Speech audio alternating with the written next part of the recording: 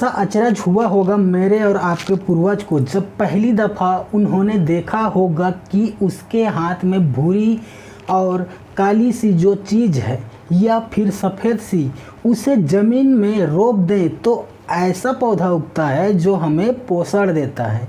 हमने इसे किसानी का नाम दिया, हमने इसे खेती का नाम दिया। बीज की समझ इंसानी सभ्यता की सबसे बड़ी समझ है। जिस प्रकार हमने पाषाण काल में आग और पहिए की समझ रखी। नमस्ते, मेरा नाम नरेंद्र कुमार है और आप सभी का स्वागत है। बीजेपी की सबसे सहयोगी दल का झगड़ा हो गया, मंत्री पद छोड़ दिया। किसानों के लिए लाए गए 3 कानूनों पर कई दिनों से हरियाणा और पंजाब में किसान सरकार के खिलाफ प्रदर्शन कर रहे हैं। कृषि एक बार फिर देश की केंद्रीय बहस में आ गया है। सरकार के सहयोगी विरोध कर रहे हैं, मोदी सरकार पीछे नहीं हट रही। आखिर क्या है 3 नए कानून, इनके पक्ष में तर्क क्या है, इनके विपक्ष में तर्क क्या है।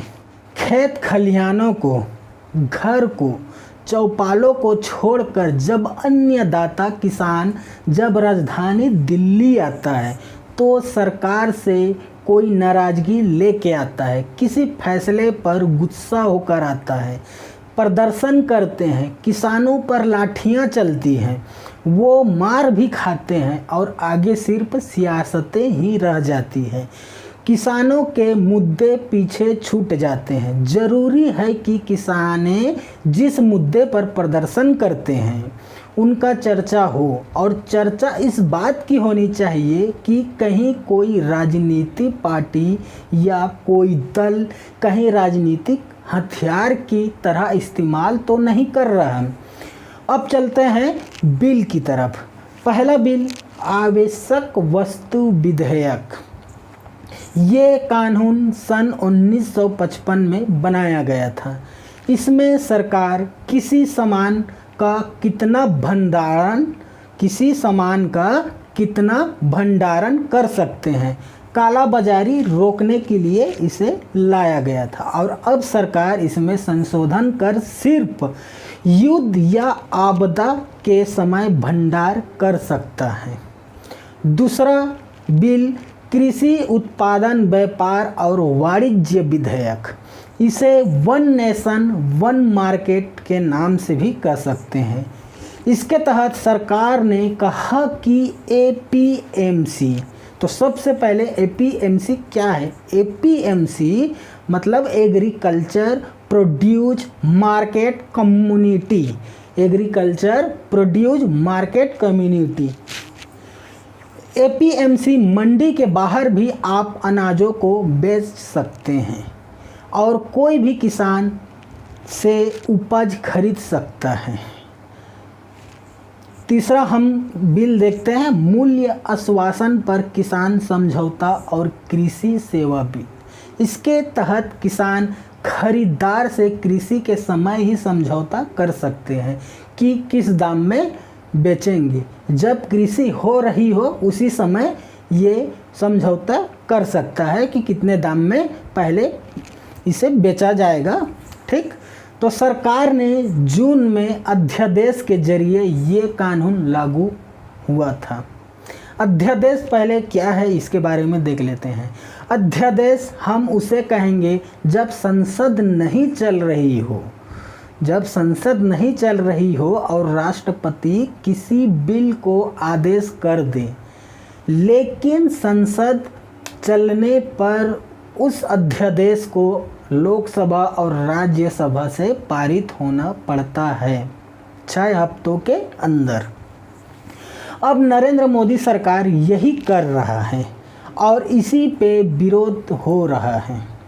इन तीनों बिलों में सबसे ज़्यादा विरोध एपीएमसी पर हो रही है। सरकार एपीएमसी का अधिकार खत्म करना चाहते हैं। तो बात यह है कि एपीएमसी लाया क्यों गया था?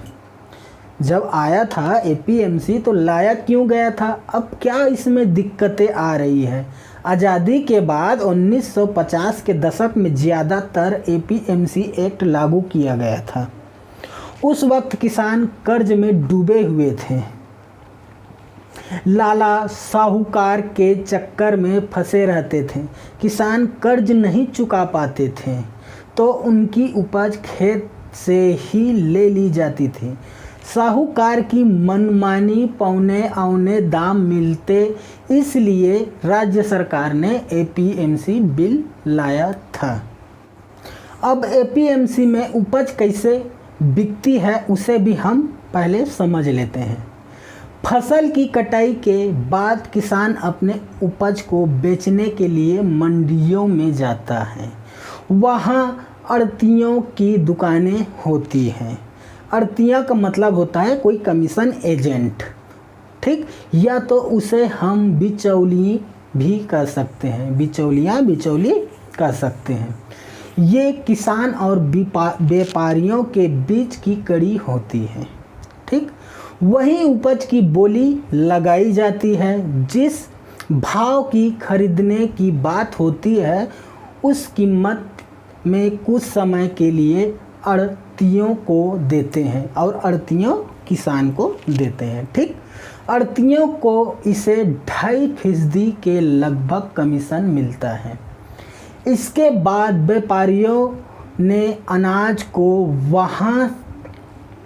वहाँ पहुँचाते हैं जहाँ उसकी खपत होती है, जहाँ उसकी आवश्यकता होती है, जैसे कि मिल, फैक्ट्री या कोई बाज़ार इत्यादि में व्यापारी उस अनाज को पहुँचाते हैं। इन बिचौलियों के चक्कर में किसान पिसता है। जब बोली लगती है तब कम दामों में भी लिया जाता है और किसान को सही दाम नहीं मिल पाता। अनाज की क्वालिटी को गिराकर किसानों से अनाज लेना तथा उसी के अनाज को ज़्यादा भाव में बेचना, ये सब होता है। इसलिए सरकार इसे ख़त्म करना चाहता है। अब किसान खुद से ही मिल, बाज़ारों में जाकर अनाज बेच सकते हैं और साथ ही साथ एपीएमसी में भी बेच सकते हैं, यानी दोनों विकल्प उनके सामने रहेंगे। इसे ओपन मार्केट होगा दोस्तों। अब बिल के विरोध में हो रहे दूसरे बिंदु की बात करते हैं। दिल्ली, पंजाब, हरियाणा में किसान विरोध कर रहे हैं। उनका कहना है कि सरकार एमएसपी ख़त्म करना चाहते हैं। एमएसपी मतलब मिनिमम सपोर्ट प्राइस, मतलब अनाजों की सरकारी खरीद बंद करना चाहती है। यानी चिंता संसद के विपक्ष नेता को जाहिर की है। उनका कहना है कि सरकार अब न्यूनतम समर्थन मूल्य नहीं देना चाहती, ठीक। एमएसपी क्या है इसके बारे में देख लेते हैं। गेहूं, चावल जैसे 22 अनाज सरकार एक न्यूनतम मूल्य तय करती है। 22 अनाजों को सरकार एक न्यूनतम मूल्य तय करती है तथा सरकारी एजेंट उस दर पर अनाज खरीदती है। मूल्य इसलिए तय की जाती है क्योंकि किसान की सिक्योरिटी मिल जाए। बाज़ार में भाव ऊपर नीचे होते रहते हैं, इसलिए उनका कोई नुकसान ना हो।